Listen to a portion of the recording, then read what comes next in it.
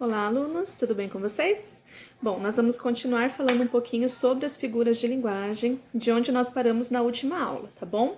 Então, na última aula, nós paramos na figura de linguagem que é a apóstrofe. Cuidado para não confundir com um sinal gráfico, né? Apóstrofo que nós utilizamos. Então, na apóstrofe, nós temos uma figura de linguagem utilizada para fazer a invocação, o chamamento. Tá? Então, quando você percebe ali o vocativo sendo utilizado, né, em uma circunstância, você tem como figura de linguagem a apóstrofe acontecendo, tá? Então, ela exerce a função sintática de vocativo, tá bom?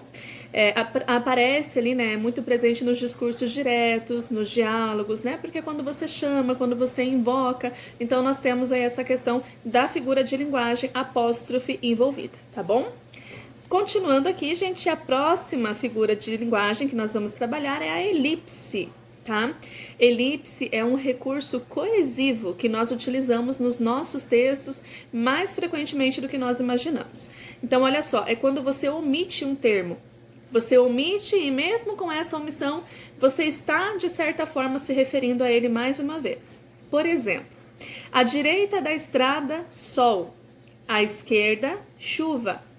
A omissão do termo aqui foi o estava, porque o certo seria: à direita da estrada estava o sol, à esquerda estava a chuva. Então, para não ficar repetitivo e ainda assim conseguir esse recurso coesivo, nós utilizamos aqui a elipse, tá? Então, a omissão do termo verbal estava. Outro exemplo: na rua deserta, nenhum sinal de bonde. É um trecho aí de Clarice Lispector, né? Então, a omissão aqui foi do termo não havia. Deveria ser: na rua deserta não havia nenhum sinal de bonde. Então, quando fala assim, ó, na rua deserta, nenhum sinal de bonde, nós estamos omitindo, fazendo a elipse do termo não havia, dessa expressão, tá bom? Continuando aqui. Não sei se vocês já ouviram falar, mas nós temos o zeugma, tá? Zeugma também é uma figura de linguagem que nós utilizamos e também é uma elipse, tá? Só que o zeugma é quando você omite uma forma verbal, tá? Então, se você está fazendo elipse de um termo verbal, você está tendo ali um zeugma. Por exemplo, ele prefere um passeio pela praia, eu, cinema. Então, a omissão aqui foi do termo prefiro, que é uma forma verbal, né? Conjugada ali é uma forma verbal. Portanto, aqui a figura de linguagem que nós tivemos foi zeugma, beleza? Outro exemplo: levou seu retrato, seu trapo, seu prato, que papel. Uma imagem de São Francisco e um bom disco de Noel. A omissão aqui é do termo levou, um verbo, portanto, zeugma. Porque deveria ser: levou seu retrato, levou seu trapo, levou o seu prato. Mas quando eu omito aqui, né, o levou, eu estou utilizando da figura de linguagem zeugma, tá bom? Continuando, nós vamos falar agora de polissíndeto, tá? Que figura de linguagem é essa, polissíndeto? É quando há repetição de um conectivo, de uma conjunção. Então, se eu estou repetindo uma conjunção numa frase, numa estrutura, eu estou utilizando da figura de linguagem polissíndeto. Exemplo: e a noite é negra, e estrelas brilham, e pessoas mascaram a voz, e a dor, e expõe o rosto ao risco, e a solidão. Perceberam quantas vezes foi repetida aqui a conjunção e? Quantas vezes esse conectivo apareceu numa estrutura? Então, aqui a figura de linguagem é o polissíndeto. E aqui nós temos esse recurso sendo utilizado na poesia para dar ênfase, né, a alguma coisa. Então, nós temos aqui uma figura de linguagem que é polissíndeto, tá bom? Galerinha, continuando. Assíndeto, vocês com certeza já ouviram isso daqui. Assíndeto é quando eu retiro a conjunção. Então, olha só, volta comigo. Polissíndeto, repetição da conjunção, do conectivo. Assíndeto é a supressão, é a omissão da conjunção, do síndeto, tá? Porque conjunção é síndeto, beleza? Então, vamos lá. O cantor interpretava a canção, o público vaiava. Ele insistia, o público continuava. Ele parou, quebrou o violão, saiu do palco. Perceberam que nessas estruturas falta conjunção? não tem um conectivo que ligue as ideias umas às outras. Então aqui a figura de linguagem que nós percebemos é assíndeto. E esse nome, gente, é bem esclarecedor. Assíndeto, ausência de conjunção, ausência de síndeto, tá bom? Então, assíndeto é quando você omite a conjunção, beleza? Continuando aqui. Hipérbato. Que figura de linguagem é hipérbato? É quando eu inverto a ordem natural das coisas. Quando numa estrutura sintática eu inverto a ordem de sujeito e predicado, por exemplo, aí eu estou utilizando a figura de linguagem que nós chamamos de hipérbato. Exemplo: viajam cansados os pescadores de ilusão. A forma correta seria: os pescadores de ilusões viajam cansados. Perceberam, gente? Então, olha só, inverti. Outro exemplo: acompanhando o som da torcida, dançava com a bola o atleta. Então, aqui a forma correta seria: o atleta dançava com a bola, acompanhando o som da torcida. Então, inverti, sujeito e predicado. Figura de linguagem aqui, hipérbato, tá? Bem tranquilinho, né? Continuando. Anacoluto. O que é anacoluto? Bom, gente, ele é caracterizado por alterar a sequência de uma estrutura da frase por meio de uma pausa no meio do discurso. Grava essa palavra. Pausa no meio do discurso. Trazendo isso para um exemplo, nós temos aqui, por exemplo, a frase, ó: meu vizinho, vírgula, soube que ele está no hospital. Não parece que houve uma quebra nessa frase? Porque alguém fala assim: meu vizinho soube que ele está no hospital. Quando fala meu vizinho, a impressão que dá é que meu vizinho é o sujeito dessa oração. Mas de repente eu quebro essa expectativa, eu quebro essa ordem natural e coloco uma outra frase. Então eu descubro que meu vizinho não é o sujeito da oração. Olha só, meu vizinho soube que ele está no hospital. Meu vizinho, vírgula, soube que ele está no hospital. Portanto, aqui nós temos uma quebra da ordem natural das coisas. Sendo assim, nós temos a figura de linguagem que é o anacoluto, tá bom? Continuando. Anáfora, vocês já ouviram muito falar sobre anáfora, tá? Então, aqui nós temos na anáfora a repetição dos termos no início de cada verso ou frase. Por exemplo, era a mais cruel das cenas. Era a mais cruel das situações. Era a mais cruel das missões. Perceberam? Era. Nesse caso, nós temos a figura de linguagem anáfora acontecendo aqui. Repetição de termos no início de cada período. Retomada de termos que já foram ditos e que estão aparecendo novamente, tá? E agora nós vamos falar da silepse. O que é silepse, tá? É quando a gente concorda com a ideia e não com o termo que está ali na frase, mas a concordância acontece com a ideia. Olha só alguns exemplos que eu trouxe. Essa silepse, ela pode ser de gênero. Olha só. Vossa Excelência ficou cansado com o discurso. A concordância é com a ideia. Então, quem pronunciou essa frase sabe que a excelência que estava presente ali era do sexo masculino.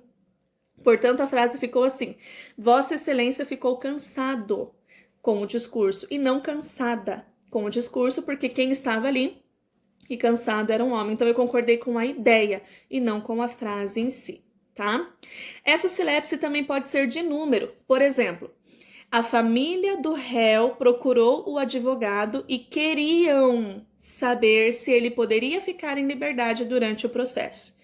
Viram que aqui a silepse foi de número? Porque a família é um coletivo, então nós poderíamos concordar no singular. Mas quando eu falo assim, ó, a família do réu procurou o advogado e queriam, eu estou concordando com cada integrante da família, que é mais de um. Então, queriam no plural concorda com os integrantes da família, com a ideia e não com a palavra em si. Essa silepse também pode ser de pessoa. Por exemplo, os brasileiros somos muito crédulos. Os brasileiros somos, então eu me incluí nesse grupo. Eu também brasileira, então nós somos, tá? Então a concordância aqui foi com a ideia e não com a palavra em si. Silepse, nesse caso, de pessoa, tá bom? Continuando aqui, nós temos a assonância, tá? Assonância é quando eu repito as vogais, tá bom? Eu repetindo as vogais, eu tenho a figura de linguagem aqui assonância. Por exemplo, sou um mulato nato no sentido lato, mulato, democrático do litoral. É um trecho de uma música de Caetano Veloso. Então, olha a repetição do A, né? Mulato, nato, lato, mulato. Perceberam? Então, aqui nós temos assonância, tá? Que é a presença, a repetição das vogais. Outro exemplo. Anule aliterações altamente abusivas. Então, esse aqui é um trecho de um comercial, tá? Então, nesse caso, nesse comercial também a repetição, ó. Anule aliterações altamente abusivas. Repetição da letra A, repetição de vogal, portanto, assonância. E a aliteração, o que é a aliteração? É quando nós repetimos, nesse caso, as consoantes, tá? Por exemplo, o rato roeu a roupa do rei de Roma. A rainha de raiva roeu o resto. Pedro, pedreiro, penseiro, esperando o trem. Manhã parece, carece esperar também. Para o bem de quem tem bem, de quem não tem, vintém. É um trecho de uma música de Chico Buarque. Então, gente, quando eu repito ali as consoantes na estrutura, essa repetição das consoantes, ela torna essa estrutura uma figura de linguagem que é a aliteração, tá bom? Continuando. Paranomásia. O que é a paranomásia, gente? É uma figura de linguagem que pertence à categoria de figuras de som. Por quê? Porque ela mexe com os parônimos. E agora nós vamos lembrar quais são os parônimos, lembra? Parônimos são estruturas muito semelhantes. A pronúncia é parecida, a escrita é parecida, mas significam coisas completamente diferentes, tá? Isso é a paronímia. Então, a paranomásia é uma figura de linguagem que mexe com a paronímia, tá bom? Com os parônimos. Então, alguns exemplos para vocês. Olha só, vamos lá. José é um cavaleiro da fazenda muito cavalheiro. E eu sei que existe uma diferença entre cavaleiro, quem cuida de cavalos, e cavalheiro, que é alguém gentil, né? Então, olha só, nós temos aqui um exemplo de paranomásia. Outro exemplo, olha só, vou te delatar se você não dilatar a pupila. Delatar significa uma coisa, dilatar significa outra. Então, aí nós temos a figura de linguagem, quando ela aparece nos poemas, nas músicas, nas estruturas, a figura de linguagem paranomásia, tá bom? Continuando. Analogia. Analogia vocês com certeza já estudaram quando falaram aí com vocês a respeito de intertextualidade, tá? Analogia é quando você faz uma espécie de comparação também, mas nesse caso ela é feita com entidades distintas, tá? Por exemplo, um mesmo termo que é utilizado no direito e também é utilizado na biologia. Vamos falar de um outro exemplo aqui com vocês. Olha só. Trecho de um romance. A Redoma de Vidro. A autora Sylvia Plath faz uma analogia entre a abundância de opções que temos para escolher o que faremos da vida e uma árvore cheia de figos. Preste atenção que eu vou ler esse trecho aqui para vocês, tá? Só um segundinho que eu vou deslocar minha câmera. Da ponta de cada galho, como um enorme figo púrpura, o futuro maravilhoso acenava e cintilava. Um desses figos era um lar feliz, com maridos e filhos. Outro era uma poeta famosa, outro uma professora brilhante, outro era EG, a fantástica editora, outro era feito de viagens à Europa, África e América do Sul, outro era Constantin e Sócrates e Átila e um monte de amantes com nomes estranhos e profissões excêntricas, outro era uma campeã olímpica de remo. E acima desses figos havia muitos outros que eu não conseguia enxergar. Me vi sentada embaixo da árvore, morrendo de fome, simplesmente porque não conseguia decidir com qual figo eu ficaria. Eu queria todos eles, mas escolher um significava perder todo o resto. E enquanto eu ficava ali sentada, incapaz de tomar uma decisão, os figos começaram a encolher e ficar pretos, e um por um desabaram no chão aos meus pés. Entenderam? Então, aqui figos comparados aos sonhos, às metas, aos objetivos, aos desejos. Então, aqui nós temos uma analogia. Foi feita uma analogia desses desejos, desses sonhos com o figo, tá? E veja que um é um termo da natureza, né? O outro é muito abstrato, mas essa analogia foi feita para representar alguma coisa, tá bom? Gente, continuando. Já estamos quase terminando, eu prometo para vocês. Zoomorfização. Que figura de linguagem é essa? Acho que você mais ou menos já entendeu. Zoomorfização, também chamada de animalização. Essa figura de linguagem é uma metáfora também, só que ela consiste em atribuir características dos animais às pessoas, tá? Lembra da prosopopeia? Na prosopopeia eu atribuo características das pessoas aos animais ou a seres inanimados. Na zoomorfização, eu faço o processo contrário. Características dos animais são atribuídas às pessoas. Por exemplo, via-se-lhes das mulheres a tostada nudez dos braços e do pescoço, que elas despiam suspendendo o cabelo para o alto do casco. Casco, né, refere-se a animal.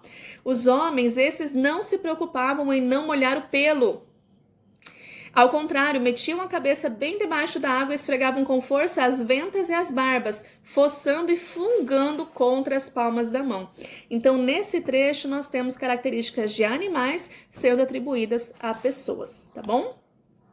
E ambiguidade ou anfibologia. O que significa isso? Olha só, primeiro, ambiguidade você sabe que é quando você produz uma sentença que tem um duplo sentido, que gera dois entendimentos, né? Mais de um entendimento. Então, isso, em alguns textos, é considerado um erro gravíssimo, tá? Mas olha só, um primo contou ao outro que sua mãe estava doente. Tá, mas o primo de quem que contou para quem que a mãe de quem estava doente? Percebam que essa sentença é uma sentença ambígua. Eu não sei qual é o primo que contou que a mãe de quem estava doente. Sua mãe, mãe de quem? Né?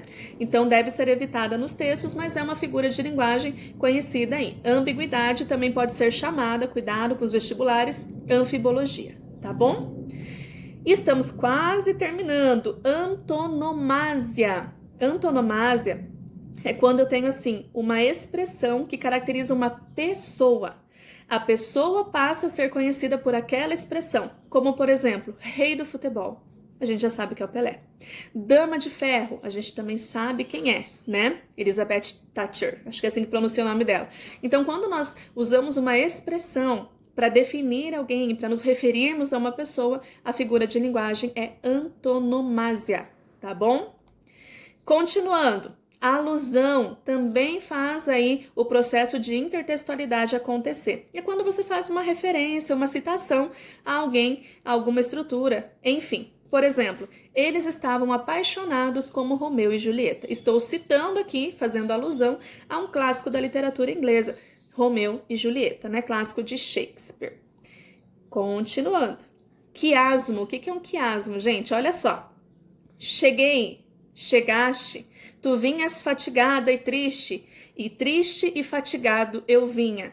O quiasmo são palavras que se cruzam, tá? Estruturas semelhantes que se cruzam, que se repetem, que formam ali as expressões. Então, a isso nós chamamos de quiasmo. São utilizados para enfatizar alguma coisa na estrutura, como nessa que eu acabei de ler aqui, ó. Cheguei, chegaste. Tu vinhas fatigado e triste, eu triste e fatigado vinha. Então, é um recurso aí poético da música também, tá bom? Estamos quase finalizando. Cacofonia. Cacofonia deve ser evitada. É quando eu utilizo o final de uma palavra que é muito parecida com o começo de outra e pode dar a entender uma palavra que eu não gostaria que fosse. Por exemplo, eu beijei a boca dela. Cadela, parece, né? Ali nessa expressão. A prova valia 5 pontos, 1 por cada acerto, por cada. Ela tinha uma saia longa, latinha, tá vendo? Vou te dar uma mão nessa tarefa, mamão. Então, nós devemos evitar a cacofonia, mas é uma figura de linguagem que nós conhecemos muito bem. Eco. Eco é uma figura de linguagem que ocorre quando há palavras na frase com terminações iguais ou semelhantes. Por exemplo, a divulgação da promoção não causou comoção na população. Aí nós temos o eco, figura de linguagem também. Hiato ocorre quando há uma sequência de vogais que produz uma dissonância. Por exemplo, eu a amo, ou eu ou a outra ganhará o concurso. A isso nós chamamos hiato. Colisão. Colisão ocorre quando há repetição de consoantes iguais ou semelhantes, provocando dissonância. Por exemplo, sua saia sujou. Sua saia sujou. Então, existe uma dissonância ali causada por essa repetição de vogais muito próximas, de consoantes muito próximas. Então, nós temos aí a colisão, tá? Gente, foram muitas figuras de linguagem que nós vimos. E agora eu vou pedir para que vocês, na sequência aqui, produzam um mapa conceitual. Adoro mapas conceituais. Então, vocês vão recapitular lá pela nossa última aula, vão assistir o vídeo, vão assistir esse vídeo aqui também e vão produzir um mapa conceitual que consiga, de alguma forma, evidenciar todas essas figuras de linguagem que nós trabalhamos nessas últimas aulas, tá bom? Deixo isso aí na mão de vocês e sei que vocês vão caprichar. Gente, um beijo enorme. Fiquem com Deus. Até! Tchau, tchau!